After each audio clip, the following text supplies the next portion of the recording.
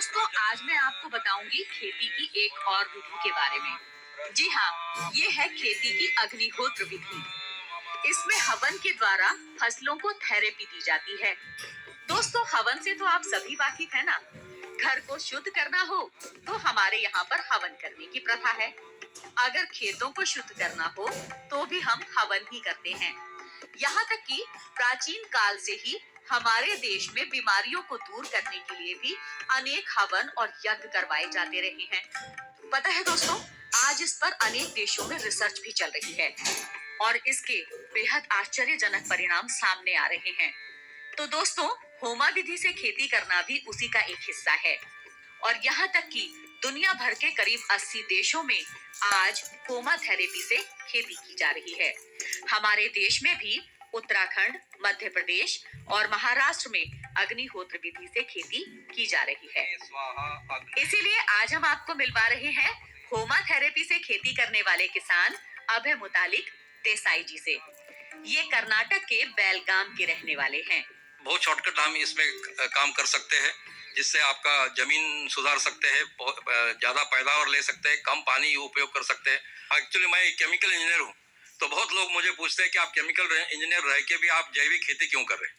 तो जो हमारे पिताजी रासायनिक खेती करते थे, कम से कम 25-30 बरस वो रासायनिक खेती किए।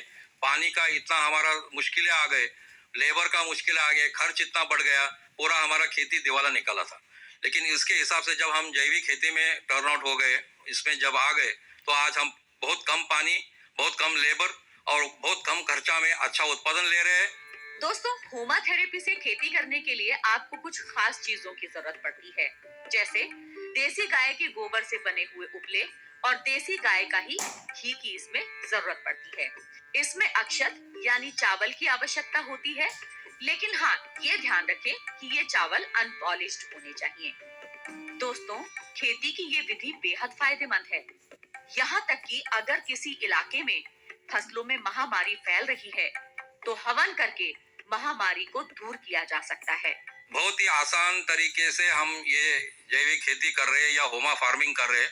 एक तो हम जो खाद बनाते हैं वो 60 दिन में या अभी तो 30 दिन में बनती है, जो गोबर से, और सिर्फ 5 गायों के साथ हम, हमारा कुटुंब का जो टोटल क्षेत्र है वो 45 एकड़ है।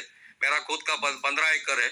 उसमें 10 एकड़ तो गन्ना होता है, बाकी चावल होती है, मूंगफली होती है, ज्वारी रहती है, बटाटा रहता है, बाद में आलू, और दूसरी बात है अपना हल्दी होती है। तो ऐसे बहुत कुछ पीक हम लेते हैं। दूसरी बात, उसके साथ हम बहुत कुछ सब्जी भी लेते हैं। हमारा खुद का